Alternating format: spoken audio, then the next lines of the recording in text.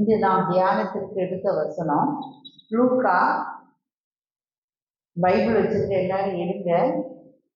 10வது அதிகாரம் 19வது வசனம். கர்ப்பங்களையும் தேள்களையும் விதிக்கவும் சத்துருவனுடைய சகல வல்லமையை மேற்கொள்ளவும் உங்களுக்கு அதிகாரம் கொடுக்கிறேன், ஒன்றும் உங்களை சேதப்படுத்த மாட்டார்.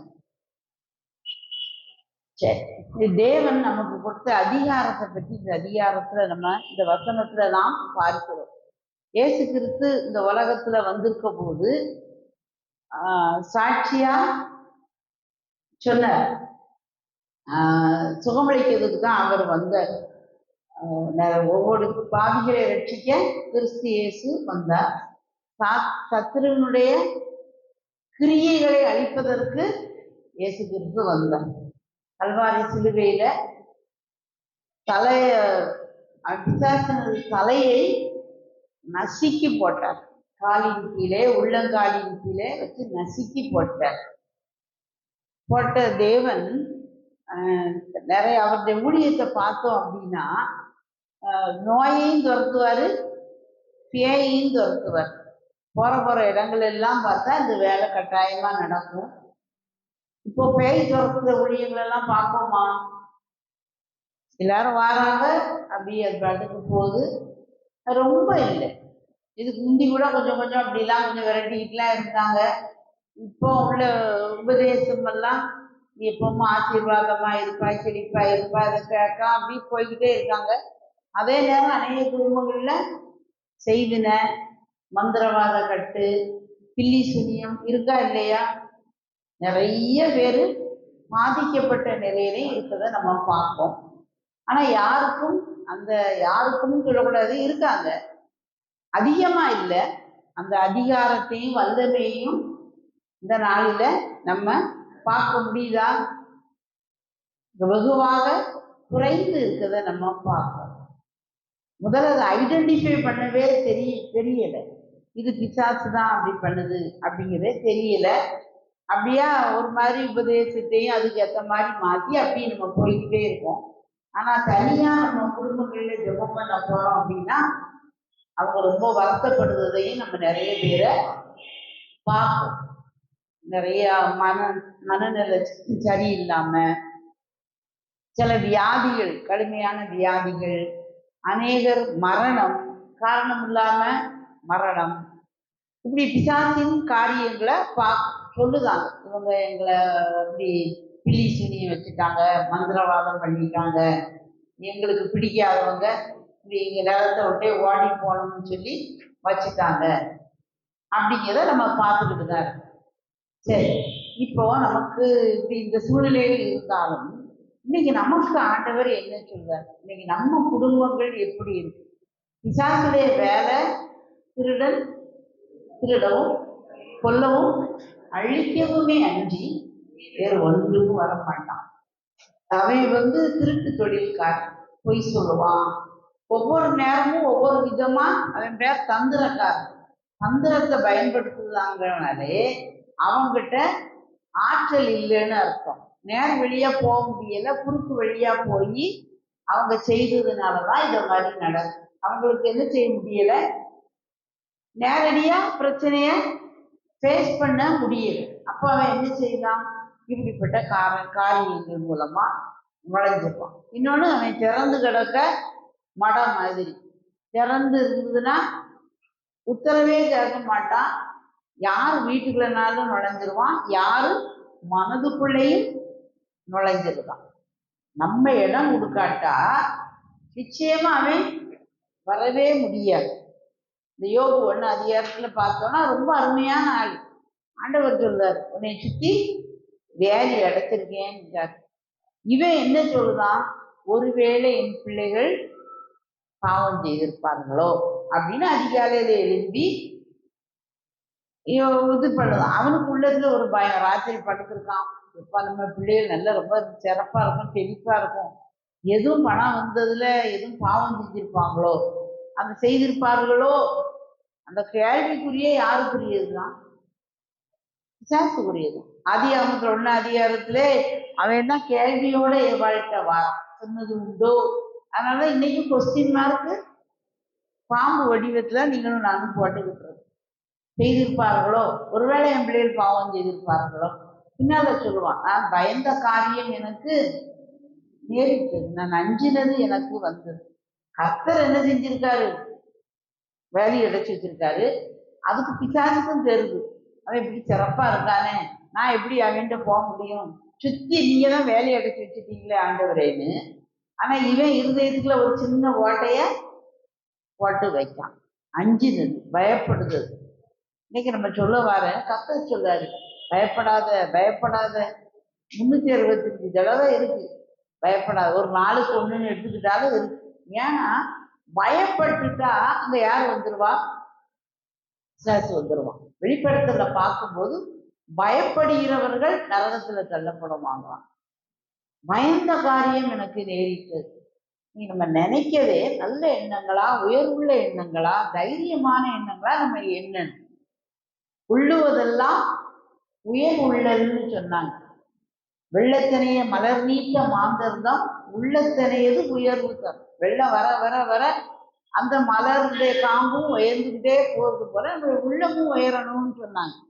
இன்னைக்கு நாம் எப்படி இருக்கோம்? உலக மக்கள் இந்த செய்தியை பிடிச்சி அவங்க அந்த அதை வச்சே உயர்ந்து போறாங்க. நமக்கு உண்மையான ஜீவன் உள்ள இயேசு நமக்கு துணையா இருக்காரு. அவர் நம்மளை பார்த்து சொல்லுதாரு, அவங்களாம் ஓரெல்லாம் வார்த்தையை தான் சொல்ல முடியும், ஆனா நமக்கு அப்படிலாம் இல்லை. ஜீவனுள்ள தேவன் கூட இருக்கார்.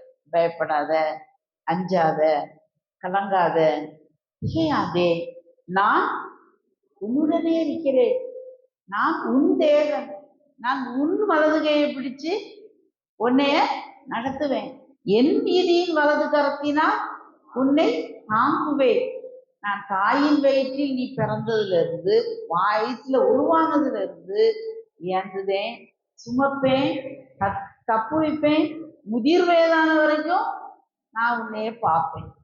அநேகருக்கு மரணத்தை குறித்து பயம். நம்ம மருமக கையில சாப்பாடு வாங்கி தான் சாப்பிட்டுக்கிட்டு இருப்போமோ, நம்ம யாரும் 10 பேர் தூக்குனாதான் நம்மால நம்ம அடிப்படை காரியங்களை செய்ய முடியுதாயிருமோ. அந்த பாட்டி 10 வருஷம் ஈடுபட்ட மாதிரி நம்மளும் இழுபடுபடி கடவுள் போட்டுருவாரோ. இது எல்லாம் யாரு கொடுக்க பயம்? பிசாசு கொடுக்க பயம். ஒருபோதும் பயப்படக்கூடாது. அம்மா வயசுல பிறக்கும் போது தாங்கின கர்த்தர் இதுவரைக்கும் நடத்துவார், இன்னும் நடத்துவார். இந்த தேவன் என்றென்றும் உள்ள சதாகாலமும் நமது தேவன், மரண பரியந்தம் நம்மை நடத்திடுவார்.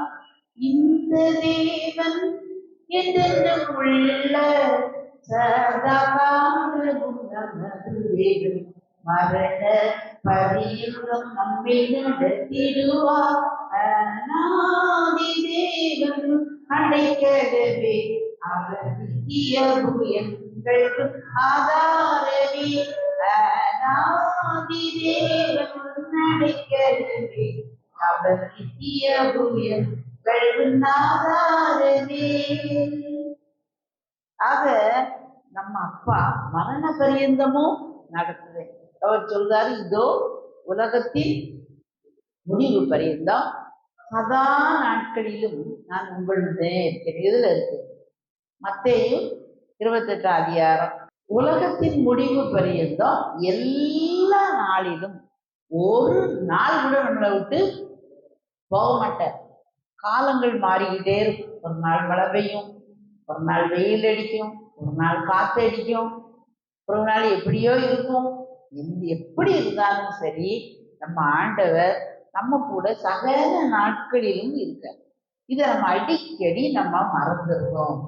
இப்ப நம்ம நினைக்கோமா? சும்மா இல்லை, இதா குமாரன் பரிசுத்த ஆவியானவர் கோடான கோடி தேவ சேனைகள் திரளோடு நம்ம கூட இருந்துட்டே இருக்காரு.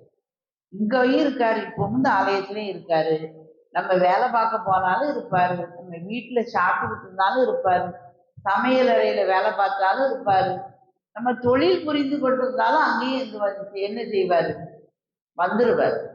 அவர் நான் உன்னை விட்டு விலகுவதும் இல்லை, உன்னை கை விடுவதும் இல்லைன்னு சொல்லிட்டார்.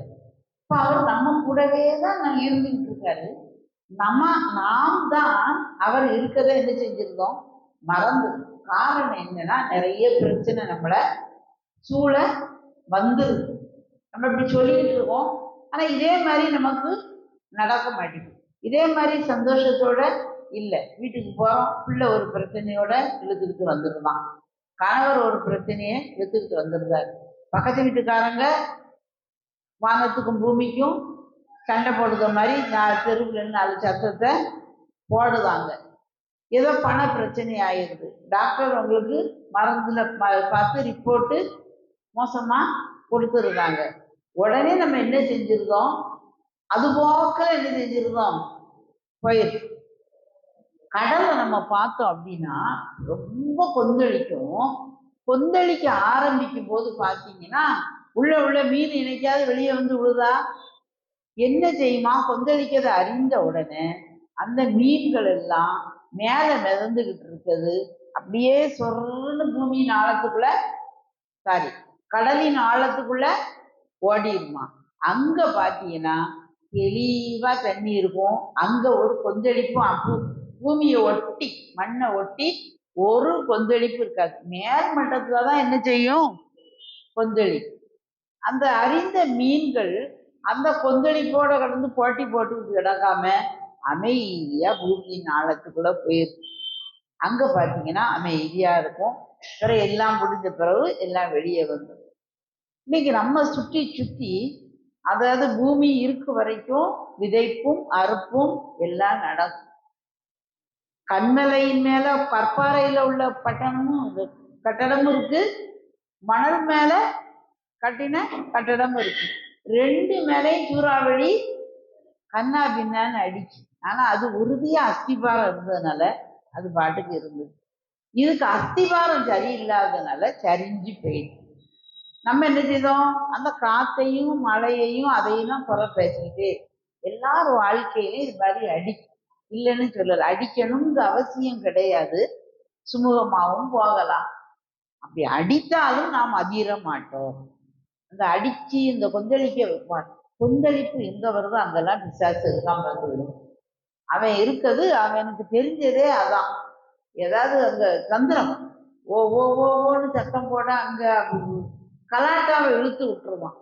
அது உண்டோ இது உண்டோ, அது அப்படியா இது இப்படியா.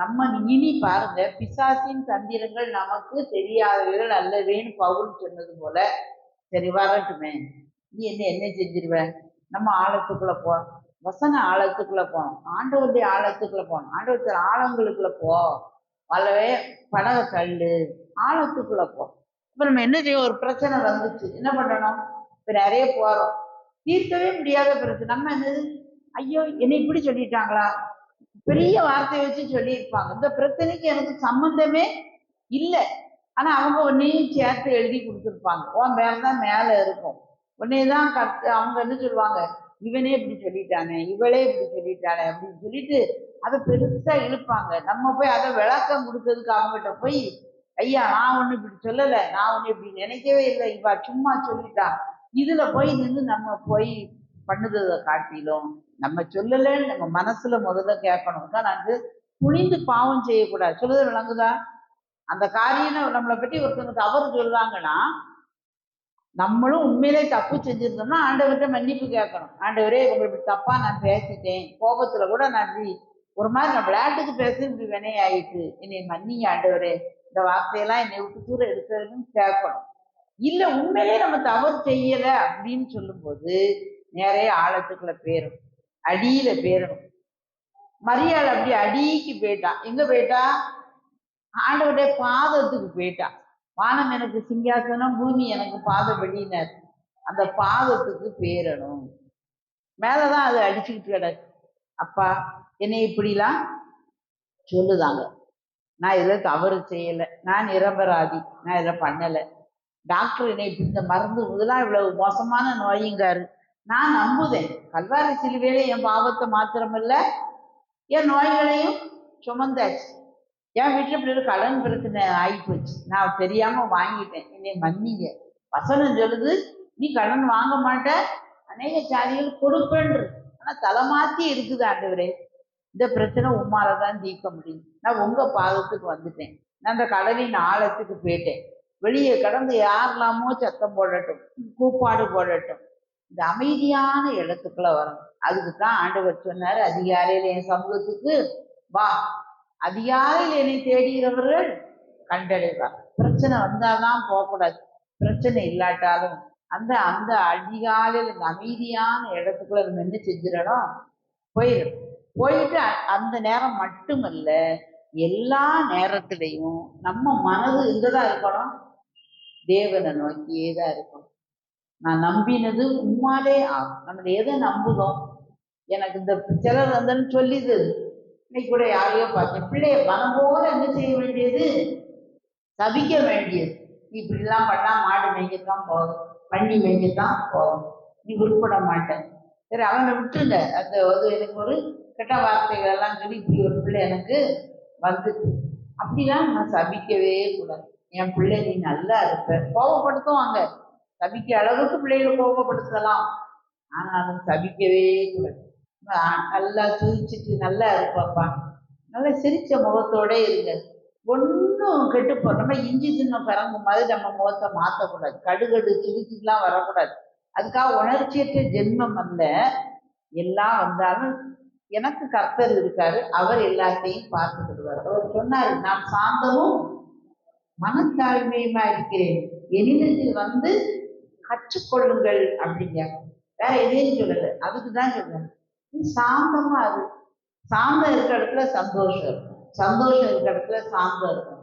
பிலிப்பியர்ல அதான் சொல்லுதாரு, நீங்கள் சந்தோஷமாயிருங்கள் சந்தோஷமாயிருங்கள் என்று உங்கள் சாந்த குணம் எல்லா மனுஷருக்கும் தெரிந்திருப்பதாக. சாந்தமும் சந்தோஷமும் பிரிக்கப்படாத ஒன்று. கடுகடு கடுகடுன்னு நிக்கியா, எல்லாருக்கும் மூக்கில தான் கோபம் இருக்கும். அப்படி ஒரு வார்த்தை சொன்ன 9 அடி பாஞ்சி விழுவாங்க. பிறகு ஆண்டவரே ஆண்டவரே ஆண்டவரே, வாழ்க்கை முழுவதும் இப்படித்தான் போகும், சீசா மாதிரி கோபப்பட வேண்டிய. கோபமே வரப்படாது தேவ பிள்ளைகளுக்கு. இருந்தாலும் கர்த்தத்தை கேளுங்க, கோபம் நிர்மூலனை கொல்லும் அப்படின்னு பார்க்கணும். கொல்லும் கொடிய பாவங்கள் 7ன்னு ஒரு புஸ்தகம் உண்டு. அதுல கோபம் தான் முன்னாலே நிற்கும். கோபம், மூர்க்கம், வைராக்கியம், கசப்பு, பகை ஒண்ணுமே வரக்கூடாது. ஒரு மாதிரி வருதா, ஒரு நிமிஷம் அப்படி இதுல நான் என்ன செய்தேன் ஆண்டவரே, என்னோட பேசுங்க அப்படின்னு இருந்து பாருங்க, ரொம்ப நல்லா இருக்கும். கத்துக்கிடுங்க. நமக்கு தேவன் அளவற்ற வல்லமையை கொடுத்திருக்கார். யானைக்கு அதனுடைய வலிமை தெரியாம, யானையின் வலிமை எதுலதான் இருக்குமா, தும்பிக்கையில இருக்குமா. நமது வலிமை நம்பிக்கையிலே. நமக்கு தேவன் வலிமையை கொடுத்திருக்கார், நமக்கு நல்ல நம்பிக்கையை, கர்த்தர் மேல நம்பிக்கையை கொடுத்திருக்கார். கர்த்தர் மேல் உன் பாரத்தை வைத்து விடு, அவர் உன்னை ஆதரிப்பார். நீதிமானை ஒரு போதும் தள்ளாட விட மாட்டார். நீதிமான் தள்ளாட விட மாட்டார், நித்தமும் காத்து நடத்திடுவார். நீதிமான் தள்ளாட விட மாட்டார், நித்தமும் காத்து நடத்திடுவார். கர்த்தர் பாரத்தை வைத்து விடு, கலங்கி தவிக்காதே, அவரே உன்னை ஆதரிப்பார், அதிசயம் செய்வார். அவன் மேல பார்த்து வச்சிருவோம். நீதிமானை தள்ளாட விட மாட்டார். முதல்ல நம்ம நீதிமானா? ஆமா, இயேசுவின் ரத்தத்தால கழுவப்பட்ட நீதிமான். அவரே தேவனால் நமக்கு ஞானமும் நீதியும் பரிசுத்தமும் மீட்புமானார். அவர்தான் நமக்கு நீதி. நம்ம நீதி அது அழுக்கான கந்த, அவர் நீதியால நம்மளை மூடி வச்சிருக்காரு நம்மளை. அதனால என்னை யாரும் தொட முடியாது, என் மயிரை கூட யாரும் தொட முடியாது. அதனால நான் அஞ்ச மாட்டேன். இவ்வளோ பிரச்சனைங்கிறது உண்மை. எல்லாம் நீங்க சொல்லலாம், என் சூழ்நிலையில நீங்க வந்து பார்த்தா தெரியுது. அதாவது அவங்க தகுதிக்கு மிஞ்சினதா நம்ம பண்ணாத ஒண்ணு சொல்ல. வம்புக்கு நான் போனதே கிடையாது. ஆனா வம்பியே போசா நம்ம மேல திணிக்கலாம். அந்த நேரத்திலையும் தேவ சமூகத்துல இருந்து பழக பழக பழக நமக்கு ஒரு பெரிய சமாதானம் வரும், சந்தோஷம் வரும். நமக்கு தந்த அதிகாரத்தை உணர்பவர்களாக நம்ம இருப்போம். அளவற்ற வல்லமை கொடுத்திருக்காரு. இதோ வானத்திலும் பூமியிலும் சகல அதிகாரம் எனக்கு கொடுக்கப்பட்டிருக்கிறது, ஆகையால் நீ புறப்பட்டு போயிடுச்சு. அப்படின்னா என்ன அர்த்தம்? அந்த அதிகாரம் அத்தனை உன் கையில நான் தந்துட்டேன். வானத்திலையும் நம்ம சொன்னா நிற்கும். அன்னைக்கு யோசுவா சொன்னான், சந்திரனே நீ நில்லு, சூரியனே நீ நில்லு. நின்றுதான் நிக்கிறியா? இந்த இன்னைக்கு அந்த வல்லமை ஏற்ற நேரத்துல நம்ம சொல்லிக்கும் போது இருக்கு. நம்ம உள்ளத்துல ஒரு தைரியம், ஒரு சாந்தம், ஒரு அமைதி. அந்த சாந்தமும் அமைதியும் தான் நமக்கு வலிமை. பார்த்துக்கிடுங்க. இங்க காத்தடிச்சா அங்க, அங்க காத்தடிச்சா அங்க, இப்படிப்பட்ட சந்தேகம் ரெண்டு வாழ்க்கை. அப்படிப்பட்ட மனுஷன் தான் தேவனிடத்தில் எதையாகிலும் பெற்றுக் கொள்ளலாம் என்று நினையாதிருப்பானாகன்னு யாக்கோபு 1 பார்க்கணும். வாழ்க்கை ஷார்ட்டா தான் இருக்கு. இதுல சாதிக்க வேண்டியது ரொம்ப நிறைய இருக்கு. அப்போ சின்ன பிள்ளைல இப்பவுமே நீங்க ஒரு உறுதிக்குள்ள வரணும். சர்வ வல்லமையுள்ள தேவன் என்னோட இருக்காரு.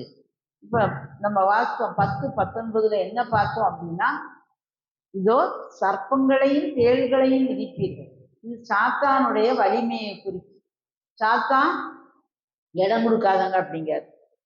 ஒரே நேரம் ஒரே மனுஷன் சாத்தானுக்கும் ஏஜென்டா இருக்கலாம், தேவனுக்கும் ஏஜென்டா இருக்கலாம். பேதுரு முதல்ல அப்படி இப்படி பேசுவான், இப்பா கர்த்தர் தான் எனக்கு வெளிப்படுத்தியிருக்காருன்னு.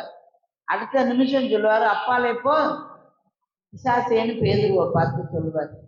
பிசாசுக்கும் இடம் கொடுக்கலாம். இன்னைக்கு அநேகர் இன்னைக்கு அந்த லெவல்ல இருக்கும். இன்னைக்கு ஆண்டவருக்கு முற்றிலுமாய் ஒப்பு கொடுக்க அழைக்கப்பட்டிருக்கோம். நான் பிசாசு பக்கத்துல போக மாட்டேன். சீசா பண்ணுத மாதிரி இந்த நோக்கால், மாட்டுக்கு நோக்கால வச்சு விளையாடுவோம் இல்லையா, மேலையும் கீழே வண்டி இருக்கும், ஏறி கிட்டத்தட்ட ஒரே இடம் உள்ள ஆட்கள் விளையாடுவோம். ஒண்ணு கீழே ஒண்ணு மேல, ஒண்ணு கீழே ஒண்ணு மேல, வண்டி கட்டுன இடத்துலயே தான் என்ன செய்யும் இருக்கும், முன்னால போகாது. இந்த மாதிரி நம்ம வாழ்ந்துகிட்டு இருக்கோம்னா எந்த பிரயோஜனமும் கிடையாது. ஞாயிற்றுக்கிழமை வர வேண்டியது, செய்தியை கேட்க வேண்டியது, இப்போ கொஞ்சம் நல்லா எல்லாரும் கேட்டுக்கிட்டு இருக்க மாதிரி இருக்கு. சில செய்தியிலாம் நல்லா தூங்க வேண்டியது, பிறகு போக வேண்டியது, ஏதோ வேலையை பார்க்க வேண்டியது, என்னதோ ஒரு குறையை பேச வேண்டியது, பிறகு வர வேண்டியது, கொஞ்சம் உயிரடைய வேண்டியது. இவங்களை வச்சு கர்த்தருக்கும் பிரயோஜனம் கிடையாது, நமக்கும் பிரயோஜனம் கிடையாது. ஏதோ நம்ம வாழ்க்கைய இருக்க கொஞ்சம் விசுவாசத்தை வச்சு சாப்பிட்டு அப்படியே நம்ம போய்கிட்டு இருக்கோம். ஆண்டவருக்கு ஒவ்வொருவரும் தேவை. கர்த்தர் ஒவ்வொருவரையும் வல்லமையாக தன்னுடைய கரத்தில் எடுத்து பயன்படுத்த விரும்புகிறார். ஒன்றும் இல்லை, அவங்க குடும்பத்துல ஒரு 4 ஆத்மாவோ 5 ஆத்மாவையாவது கொடுத்துருக்காரு. கர்த்தராய் இயேசுவை நீ விசுவாசி, அப்பொழுது நீயும் உன் வீட்டார் அனைவரும் ரட்சிக்கப்படுவீங்க. ஒருத்தர் கூட ரட்சிக்கப்படாம இருக்க முடியாது. ஆனா நாமே இப்படி வாழ்ந்துகிட்டு இருந்தோம்னா அவங்க என்ன சொல்லுவாங்க, எப்ப நீ உன் பக்தி நீயும் இவ்வளவு நேரமும் வானமே இடிஞ்சு விழுத மாதிரி ஜோம் பண்ண, அவனை ரட்சியும் அவளை ரட்சியும் இந்தியாவை ரட்சியும் இந்த மிஷினரி தளத்தை ரட்சியும் அப்படி ஆயிருக்கு. ஜோம் பண்ணிட்டு வீட்டுக்கு போனா சண்டை போட்டுக்கிட்டு தான் இருக்க சொல்லும். அந்த பிசாசுக்கு ஏஜென்ட்டுக்கு இடம் கொடுத்தது. இனி பிசாசுக்கு இடமே நம்ம கொடுக்கக்கூடாது. கர்த்தருக்கு மட்டும்தான் இடம் கொடுக்கணும். யாருக்கும் பயப்படக்கூடாது. கர்த்தர் ஒருவருக்கு மட்டும்தான் நம்ம பயந்து அஞ்சி இருக்கணும். எந்த மனுஷனுக்கும் நம்ம பயப்படக்கூடாது. எல்லாரையும் நம்ம நேசிக்கணும். யாருக்கும் நம்ம பயப்படக்கூடாது. எல்லாருக்கும் அஞ்சி நடக்கணும், அவங்களுக்கு உதவி செய்யணும், கீழ்ப்படியணும், தாழ்மையா இருக்கணும். தேவையற்ற பயத்தை நம்ம விட்டு என்ன செஞ்சிடணும், தேவையற்ற பயம் நமக்கு வேண்டவே வேண்டாம். கர்த்தர் நமக்கு போதும். நமக்கு அவ்வளவு அதிகாரம் கொடுத்துருக்காரு. சின்ன பிசாசையும், தேள்கள்னா சின்ன பிசாசு, சர்ப்பங்கள்னா பெரிய பிசாசு, பாம்புலையும் விஷப்பாம்பு, விஷமில்லாத பாம்பு, வலு சர்ப்பம். சில பாம்பெல்லாம் கடிச்சா ஒரே கொத்துல ஆள் அவுட்டு, சிலது ஒன்றும் செய்யாது, இழுத்துக்கிட்டே இருக்கும், வலிச்சுக்கிட்டே இருக்கும், இப்படிலாம் இருக்குது. எல்லாம் பிசாசுக்கு இருந்துதான் வருது. அவன் ஒவ்வொரு வீட்டுக்கும் ஒவ்வொரு தந்திரத்தை வச்சிருப்பான். சிலருக்கு அப்படி ஜெபம் பண்ணணுங்க ஒரு வாஞ்சை இருக்கும், தூங்கிக்கிட்டே இருப்பாங்க. 2 மணி நேரம் முடிச்சு பார்த்தா நல்ல தூக்கம். சிலருக்கு ஜெபம் பண்ண ஆசையா இருக்கும். இந்த செல்லுல கொஞ்சம் இந்த ஃபேஸ்புக் என் ஃப்ரெண்டுல அனுப்பியிருப்பான், வாட்ஸ்அப்பில் அனுப்பியிருப்பான்னு பார்த்தா 1 மணி நேரம் எப்போமோ போயிருக்கும், இன்னும் அடுத்த வேலை வந்திருக்கும். பைபிள் வாசிக்கிறதுக்கு திறந்துட்டு எல்லாம் போச்சு. அப்படி வகை வகையா ஒவ்வொரு வரையும் வஞ்சிச்சிருவான். சின்ன பிள்ளைகள் கொஞ்ச நேரம் விளையாடுவோமே, நேரத்தை போக்கிடுவான். அக்கா மாதிரி இருப்பாங்க, நல்லா ஒரு ஜோமனும் நினைச்சிருப்பாங்க. அப்போ பார்த்து ஒரு பக்கத்து வீட்டு அக்கா, என்னக்கா கருவேப்பிலை இருக்கான்ட்டு வருவாங்க. இது 2 பேரும் உட்கார்ந்து பேசுவாங்க. ஜெப நேரத்தை திருடிட்டு போயிடும். அதனால நம்ம கவனமா காலையில எழுப்பி நல்லா ஜெபம் பண்ணுவோம். பகல்ல நேரம் கிடைக்கலாம் ஜெபம் பண்ணுங்க. உங்க குடும்பத்துக்குள்ள இன்னைக்கு லீவு, சரி 2 மணி நேரம் இருக்கா, ஒரு நல்ல சாப்பாட்டை பொங்குங்க. சரி பொங்கி வச்சுட்டு சரி ஜெபம் பண்ணிட்டு உடனே நம்ம சாப்பிடுவோமே, ஒரு 1/2 மணி நேரம் வாங்க, ஒரு 2 பாட்டு, ஒரு சங்கீதம், ஆளாளுக்கு கொஞ்ச நேரம் ஜெபம் பண்ணுவோம், ஒரு ஸ்தோத்திரம் பண்ணுவோம். பேய் பக்கத்திலே வராது. துண்டை காணும், துணியை காணும். இதை எப்போ பார்த்தாலும் வீட்டுல ஸ்தோத்திரம் பண்ணுதால நீதிமானின் கூடாரத்தில் ரட்சிப்பின் கெம்பீர சத்தம் தொலை தூரத்துக்கு கேட்கப்படும். இன்னைக்கு எத்தனை வீட்டுல கூக்குரல் கேட்கு. நல்லா ஜெபம் பண்ண வேண்டியது உள்ள சண்டை 10 வீட்டுக்கு கேட்க மாதிரி வாங்கியே பேசக்கூடாது. எதுக்கு பண்ணுதோம்? சரியில்லாட்டா தான் வாங்கி பேசணும். தேவையே இல்லை. நம்ம வீட்டுல சத்தம் கேட்டுச்சுன்னா அது என்ன சத்தமா தான் இருக்கணும்? துதி சத்தமா தான் இருக்கும். ஸ்தோத்திரம் பண்ணணும். ஜெபத்துக்கு கணக்கே கிடையாது. எப்போனாலும் நம்ம என்ன செய்யலாம்? துதிக்கிறோம். எப்பொழுதும் வந்தடையத்தக்க கண்களை, எப்பொழுதும் ஜெபத்தை கேட்பார். இப்ப சிலருக்குலாம் நம்ம ஃபோன் பண்ணுவோம், மத்தியானம் பண்ண முடியாது, ராத்திரி பண்ண முடியாது. இப்ப தூங்குவாங்க, இப்ப வேலையில இருப்பாங்க, இப்ப ஃபோன் எடுக்க மாட்டாங்க, இப்ப சைலன்ஸ்ல போட்டிருப்பாங்க. ஆண்டவர் சைலன்ஸ்ல போடவே மாட்டார். எப்போ நம்ம கூப்பிட்டாலும், எந்த நிமிஷம் கூப்பிட்டாலும் வருவார். அதனால நீங்க தனி ஜெபமும் பண்ணுங்க, உங்க குடும்பமாவும் சேர்ந்து பண்ணுங்க. உங்க அளவுக்கு அவங்க ஜெபம் பண்ணாட்டாலும் பரவாயில்ல, கொஞ்சம் பண்ணுங்க. வாயை திறந்து நல்லா ஸ்தோத்திரம் பண்ணுங்க. ஸ்தோத்திரம் பண்ணுறது என்னது? அவரை உயர்த்துறது. அவரை உயர்த்தினா ஆட்டோமேட்டிக்கா என்ன அர்த்தம்? நம்மை தாழ்த்துதோன்னு அர்த்தம். சொல்லுவோம்ல, கர்த்தருக்கு முன்பாக தாழ்மைப்படுங்கள், அப்பொழுது அவர் உங்களை உயர்த்துவார். தாழ்மை உள்ளவர்களுக்கு கிருபை அளிக்கிறார். மேன்மைக்கு முன்னானது தாழ்மை.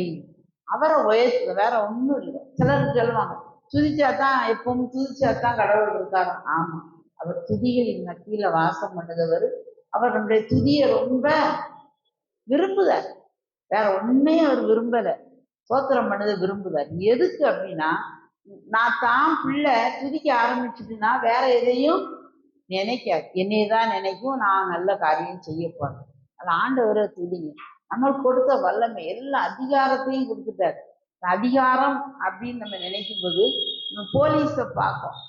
அந்த போலீஸ் நல்லா தொந்தி கிதிலாம் இல்லாம நல்ல ஒல்லியா டாப்பா வளர்த்தி அப்படி இருக்காரு. அவர் அடிச்சா ஊதுனா கூட விழுந்துருவாரு, அப்படி கூட இருக்கலாம். ஆனா அவர் இப்படி பஸ் இப்படி நிறுத்தினா பெரிய லாரியா இருக்கும். 10 லாரி நம்ம பார்க்க முடியல. அந்த காத்தாடி எல்லாம் தூக்கிட்டு பெரிய இது, எவ்வளவு பெரிய வண்டியும் இப்படி நிப்பாட்டுனா என்ன செஞ்சிடும்? ஏன்? அவரை ஒரு தள்ளு ஒரு முட்டு முட்டுச்சுன்னா அவருக்கு போனா அப்பளம் ஆயிடுவாரு. ஆனா அவருக்கு ஒரு அதிகாரம் கொடுத்து, இப்படிதான் பாருங்க, நம்ம எப்படிதான் இருந்தாலும் சரி, தேவன் உங்களுக்கு எனக்கு ஒரு அதிகாரத்தை கொடுத்துருக்காரு. பிசாசு உள்ள வருதா, ஸ்டாப், வெளியே போ, உள்ள வர, உனக்கு அதிகாரம் கிடையாது. இயேசுவின் நாமத்துல உனக்கு நான் சொல்லுறேன், போயிரு. அதிகாரம் மாத்திரம் இல்ல, வல்லமையும் நம்மளுக்கு என்ன செஞ்சிருக்காரு? கொடுத்துருக்காரு. பெரிய வண்டி இருக்கு, ஒரு சின்ன சைக்கிள் இருக்கு, அதை என்ன செய்யும்? ஒரே மீதி இவன் சொல்லி பார்ப்பாங்க. சிலருமே இந்த பைக்கெல்லாம் நிப்பாட்டுங்க நிப்பாட்டுங்கன்னு போலீஸ் சொல்லுவார். சிலர் ஏறி உட்கார்ந்துக்கிட்டு, நான் எல்லாம் வச்சிருக்கேன்ல, ஏன் எனக்கு அவசரமா போகணும், ஏன் போலீஸ் என்ன நிப்பாட்டுறீங்களோ பேசுவாங்க. சேர்த்து தூக்கிடுவான். கிரெயின் அங்க இருக்கும், வண்டிய அவன் உட்கார்ந்துட்டு தான் இருப்பான், சேர்த்து தூக்கிடுவான். அந்த அளவுக்கு இவனுக்கு அதிகாரமும் இருக்கு, அந்த அளவு பக்கத்துல கிரெயின் வச்சிருக்கான், வல்லமையும் இருக்கு. இதுதான் சொல்றாரு. அதிகாரம் மாத்திரம் இல்ல, நிக்க வைக்கப்படல, அவனை கூழும் பாக்கியமா ஆக்குது அதிகாரமும் நம்மளுக்கு கொடுத்துருக்காரு. அவன் நம்ம பக்கத்துக்கு வருவானா? எவனாவது செய்தின்னு வைக்க முடியுமா? எவனாவது மந்திரம் வைக்க முடியுமா? தந்திரத்தினால யாராவது நம்மளை பிடிக்க முடியுமா? கிறிஸ்தவ வாழ்க்கை மிகவும் எளிதானது. பிசாசு தான் நம்மளை அதை பெருசாக்கி வச்சிருக்கான். அதனால காலையில இன்னைக்கு நம்ம கருத்தோட எழும்புவோம், கர்த்தரை ஸ்தோத்திரம் பண்ணுவோம். பார்வைக்கு விரும்புகிறவர்களாக மனுஷருக்கு ஊழியம் செய்ய வேண்டாம். ரெண்டு கண்ணு நம்மளை எப்பவும் பார்க்கு. நம்ம சிலர் அப்படி அவங்க பார்க்கணும் போது நல்ல வேலை செய்வாங்க. அவங்க அங்க போனோன்னே அப்படி போட்டு சேரை போட்டு உட்கார்ந்துக்கிடுது. அப்புறம் வந்து அதை செய்தையா இதை செய்தையா அப்படி இன்னைக்கு உலகம் அப்படிதான் இருக்கு. அவங்களுக்கு தான் பாராட்டும் குமி, அவங்கள தான் தலைவரும் நல்லா மெச்சிக்கிடுவாங்க. அது இந்த உலகம். கர்த்தர் சொன்னாரு, நீ எல்லாத்தையும் கட்டுப்பா, வைக்கலை வச்சும் கட்டு, மரத்தை வச்சும் கட்டு, மண்ணை வச்சும் கட்டு, கல்லை வச்சும் கட்டு, வைரத்தை வச்சும் கட்டு, தங்கத்தை வச்சும் கட்டு, இரும்பை வச்சும் கட்டு. கட்டி முடிய நீங்க பேருவிய. உங்களை டெஸ்ட் பண்ணுறது சோதிக்கிறது எதுனா சோதிக்கும். எது வச்சு சோதிப்பாரா? அக்கினி வச்சு சோதிப்பார். வைக்கல் போரெல்லாம் பெருசா இருக்கும். அவங்க ஊழியம் வைக்கல் மாதிரி தான் இருக்கும், ரொம்ப பெருசா அழகா இருக்கும். ஒரு தீ வைக்கும் போது என்னதாயிரும்? சாம்பலா போயிடும். அவன் ஆத்மாவை மட்டும் காத்து பரலோகத்துக்கு கொண்டு போயிடுவான். அநேகத்தை ஊழியங்கள் நீங்க அப்படிதான் இருக்கு. நம்ம கண்கூட பார்க்கணும். சபைக்குள்ளே பாருங்களேன், நான் பெரியவன், நீ பெரியவன், நான் கவுன்சிலர், நான் அந்த டிசி, நான் அந்த மெம்பர், நான் அந்த கட்சி. இன்னைக்கு இருக்கவங்க அடுத்த கட்சி. இவங்க சுட்டு கொடுத்த உடனே அங்க அங்க இருந்தா இங்க நத்தி. நமக்குன்னு ஒரு வழி இருக்கு. தேவத்தை கேளுங்க, ஆண்டவரே நான் எதுல இருக்கேன், நான் என்ன செய்ய, இவங்க வாராங்களே நான் என்ன பேச, நான் இதை பண்ணணுமே, எனக்கு என்ன செய்யுங்க, இப்படி கேட்டு பாருங்க. கொஞ்ச நாள் டல்லா இருக்க மாதிரி இருக்கும், அப்புறம் நம்ம தான் நல்லா இருக்கும். மனுஷரெல்லாம் பிரியப்படுத்த விரும்புகிறவர்களாக பார்வைக்கு ஊழியம் செய்யாமல் மனப்பூர்வமா கர்த்தருக்குன்னு நம்ம செய்யும் போது பெரிய காரியத்தை செய்வோம். சும்மா போய் செய்யக்கூடாது. இதோ போரடிப்பதற்கு நான் உன்னை புதிதும் கூர்மையுமான பற்கள் உள்ள எந்திரமாக்குகிறேன். நீ மலைகளை மிதித்து நொறுக்கி குண்டுகளை பதருக்கு ஒப்பாக்கி விடுவான். பார்த்துட்டு இந்த ஒல்லி போலீஸ் என்ன வேலைலாம் பார்க்காது. இதை விட பெரிய ஆட்கள் நம்ம. யானையின் பலன் யானைக்கு தெரியாம அஞ்சு நடந்தது போல நம்ம நடக்கக்கூடாது. குந்தி குந்தி நடந்ததெல்லாம் போதும், ரெண்டு மனசா இருந்ததெல்லாம் போதும். கர்த்தரே தேவன், அவர் இந்த வாழ்க்கைய நல்லா ஆக்குவார். வயதாயிடேன்னு நினைக்காதங்க. நமக்கு ஆண்டவர் இந்த செய்தி உங்களுக்கு ஒரு அக்கினி போடுற மாதிரி இருக்கா? கொழுந்து விட்டு எரியணும், மறக்கக்கூடாது. தேவ சமூகத்துல நம்ம நாடுவோம். அவ்வளோ பெரிய வல்லமை வச்சிருக்காரு. நிறைய பேசலாம், நமக்கு நேரம் முடிய போகுது. அதனால நம்ம என்னைக்கும் பாருங்க, சோர்ந்து போகாதங்க, உழண்டு போகாதங்க, எதையும் பெருசாக்காதங்க. பெரிய பிரச்சனையா இருந்தாலும் வாயை பொத்திக்கிட்டு இருக்கும்போது அது எல்லாம் சுருங்கி போயிடும். அக்கா கேட்டீங்களா, அக்கா பார்த்தீங்களா, அங்க பாருங்க அந்த ஊழியக்காரன் இந்த சின்ன பாட்டு பாடிட்டான், அந்த பத்தியெல்லாம் அந்த அவன் இந்த களவாண்டு சாப்பிட்டுட்டான், அதே பாருங்க காணிக்கையை பிரித்து இந்த சாப்பிட்டுட்டான். அவன் நின்னாலும் விழுந்தாலும் கடவுளுக்கு கணக்கு கொடுத்துட்டு போப்பாங்க. நம்ம வேலை என்ன? நம்ம நல்லா இருப்போம், நம்ம நல்லா இருப்போம். நம்ம கூட இருக்கிறது கர்த்தர் பெரியவர், ரொம்ப ரொம்ப ரொம்ப ரொம்ப ரொம்ப ரொம்ப பெரியவர். வானத்திலும் பூமியிலும் எல்லா அதிகாரமும் உடையவர். வானத்திலும் பூமியிலும் உள்ளவைகள் எல்லாம் அவருக்கு சொந்தம். வெள்ளி அவருக்கு சொந்தம், பொண்ணு அவருக்கு சொந்தம். நம்மளுக்கு வேணுங்க ஆசீர்வாதம்.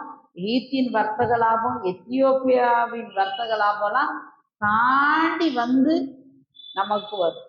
எங்கேயோ நம்மகிட்ட பத்திரங்கள் இருந்திருக்கோம், நம்ம பார்த்துருக்கவே மாட்டோம். அதனுடைய விலை நம்ம ஒரு 2 லட்சத்துக்கு பெருன்னு பார்த்துருப்போம். ஆண்டவர் அதை 2 கோடியா வச்சிருப்பாரா இருக்கும். எப்படி வச்சிருப்பாரோ, ஒவ்வொருத்தருக்கும் ஒவ்வொரு விதமா அற்புதங்களை செய்வார். எப்படியே செய்திருவார். நம்மளை நீதிமானுடைய கால்களை கல்லாட விட மாட்டார். அதனால அவருக்கு அந்த அதிகாரத்தை பயன்படுத்துவோம். மார்க் 16 அதிகாரத்துல பார்ப்போம். என்னது, விசுவாசிக்கிறவர்களால் நடக்கும் அடையாளம். ஊழியக்காரங்களால் அல்ல, அப்போஸ்தலர்களால் அல்ல, போதகர்கள் சொல்லல, விசுவாசிக்கிறவர்களால் நடக்கும் அடையாளம். 16-17 பார்ப்போம். என்னது முதல் காரியம்? பிசாசுகளை துரத்துவார். இன்னைக்கு எத்தனை பிசாசை துரத்தி இருக்கோம்? முதல்ல பிசாசு தானான்னு தெரிஞ்சாதான் துரத்த முடியும். அதே தெரியலை. எல்லாம் நல்ல வெளுத்ததெல்லாம் பாலுன்னு நம்புத அளவுலதான் இருக்கும். அதுல அது என்னத்தையோ விஷத்தை ஊற்றி வச்சாலும் வெள்ளை கலரா இருந்தா எல்லாம் பால். தெரியாது எது உண்மையான பாலுன்னு தெரியாததுனாலதான். உண்மையான இயேசுவை தெரிஞ்சோம்னா இயேசு இல்லாத இடமெல்லாம் பேய்ஞ்சது நம்மளுக்கு தெரிஞ்சுக்கணும். கர்த்தர் தரல. ஓடு. கைகளை வைப்பாங்களாம், சுஸ்தமாவாங்களாம். அப்ப நம்மளுக்கு கையெல்லாம் எதுக்கு?